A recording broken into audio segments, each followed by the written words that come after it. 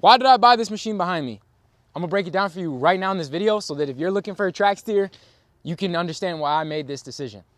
Number one, price. In my market compared to Bobcat, Ditch Witch, and Dingo, this machine was $10,000 less, of which I did negotiate a little bit. Number two, the tracks. This machine is on wide tracks, but they're tucked under the actual unit, so I can get into backyards, but the machine is actually on wide tracks, so it's way more sturdy, less likely to tip like a Dingo. Number three, universal attachments. This machine can take attachments that are made for Ditch Witch, that are made for Dingo, that are kind of those universal attachments, whereas Bobcat has its own attachments most of the time that don't function elsewhere. So you're limited as far as if you want to rent something. This one, I'm good to go.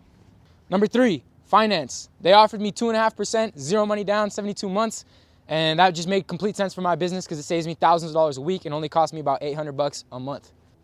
Number four, this is a new machine. It's got all kinds of cool integrations. It has an app where I upload the hours from my specific machine with its PIN number, and it tracks and tells me everything I need to maintenance. Beautiful. Adding on to those electric systems, there's a digital pad input for a code to get into the machine. So if I'm leaving it here, you got to know the PIN to even turn it on.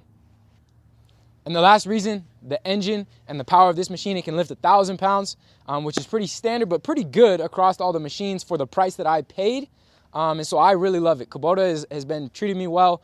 Another little thing too is for the tracks, they have a certain, like the grease points are closed. And so when you grease this thing up, it just, over time, there's less labor and less maintenance for this guy. So it just made sense for me to buy it. If you're in the same situation where you're looking to buy a track steer, I do not regret buying a Kubota. Think about it.